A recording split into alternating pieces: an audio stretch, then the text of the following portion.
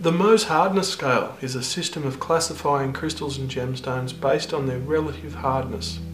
It was devised in 1822 by a German mineralogist called Friedrich Mohs. He chose minerals to use as standards for the scale that have a distinct hardness and could easily be found in a high state of purity.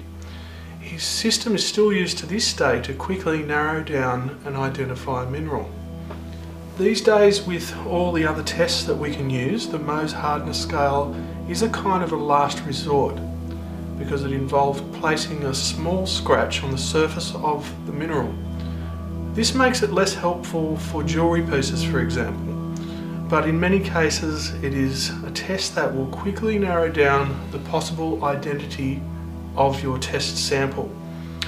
Mohs used for his scale the following minerals. Number 1, talc. Number 2, gypsum. Number 3, calcite.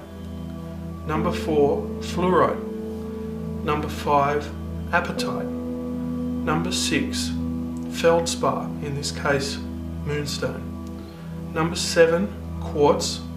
Number 8, topaz. And number 9, corundum, in this case ruby, or it could be sapphire. And number 10, diamond.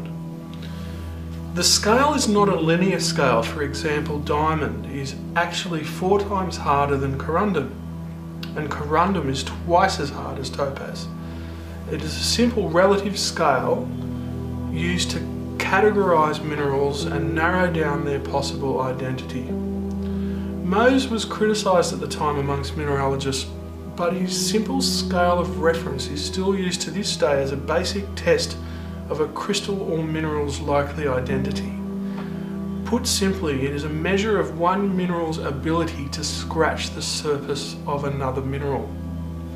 It has a number of practical uses. Firstly, you need to be willing to scratch the surface of your mineral, or otherwise to scratch another test sample with your unidentified mineral. Glass usually has a Mohs hardness of around about 5 to 6. So a perfect test as to whether a sample is actually quartz or whether it's glass is to simply attempt to scratch the sample with a piece of quartz. If it scratches the sample very easily, you've quickly ruled out quartz as a possible suspect. And this, of course, the quartz minerals include amethyst, rose quartz, citrine, smoky quartz, aventurine, etc. Topaz, for example, has a hardness of 8 and can easily be tested and non-destructively by attempting to scratch it with a piece of quartz. And no matter how hard you try, you simply cannot scratch the surface of topaz with a piece of quartz. Our fingernail, for example, has a hardness of 2.5. So it is actually useful to use your fingernail to test some of the softer minerals. Like calcite will scratch our fingernail, gypsum won't scratch our fingernail.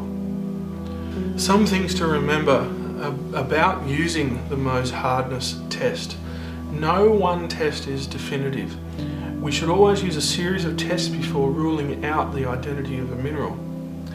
Also, some minerals can be quite deceiving because they have what's called a directional hardness, meaning that they will test differently depending on which direction you scratch the surface. Kyanite, for example, has a hardness of 4 in one direction and a hardness of 7 at right angles to that. Diamond is another mineral that has a strong directional hardness. Sometimes the crystal structure of a sample will have weaknesses in places. It is important not to mistake fractures or weak points with a genuine scratch of the surface. Hardness picks and pencils are also a very, very handy tool because they allow us to place a very, very accurate and small scratch in a mineral, and we can then look very closely with a magnifying glass or a loupe to see whether we have actually broken the surface of the mineral. So that's a very, very brief look at the Mohs hardness test, and it has some very practical uses today in separating and narrowing down our gemstones. Thank you.